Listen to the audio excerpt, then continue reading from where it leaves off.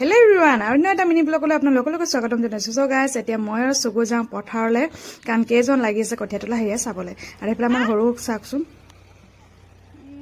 মোৰ লগত আহিবলৈ লাগে নহয়, মাকক তাত ততেই দিয়া নাই। ইফালে চকুক চাওক, যাব পৰা নাই, প্ৰথমবাৰ আলিত গৈছে যে এইকাৰণে কেনেকুৱাকৈ দুবাৰমান পৰিলে, টিকা গোটেই ধূলি কি এইফালে চাওকচোন বোকাত খেল তাৰ কেনেকুৱা যাব লাগে। মাছ বিচাৰিছে, কিন্তু আজিকালি আগৰ নিচিনা মাছ পাবলৈ নাই পথাৰত। নহ'লে হাল বাওঁতে মানুহ চালনী জাকৈ যোনে যি পাৰে খৰাই পৰ্যন্ত লৈ গোটেই নামি গৈছিলে।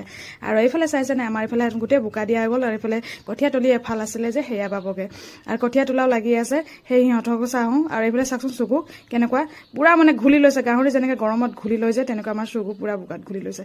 এফালে এফাল কঠীয়া তোলা হৈ গৈছে, আৰু ইফালে কৰি আছে। মানুহকেইজনে ভাবিছে মই কিবা ভিডিঅ' কৰিছোঁ বুলি ভয়ে খালে, গম পাইছেনে। আৰু এইফালে চাওক, ঘৰ বল বুলি কোৱাতে এয়া অৱস্থা, মানে কেনেকুৱা যাব লাগে সেয়া দেখিছে না। ভৰিত যাব নালাগে, আঁঠু দি যাব লাগে বোলে। তো মোৰ আজি মিনি ব্লগ আপোনালোকে কেনে পালে নিশ্চয় জনাব।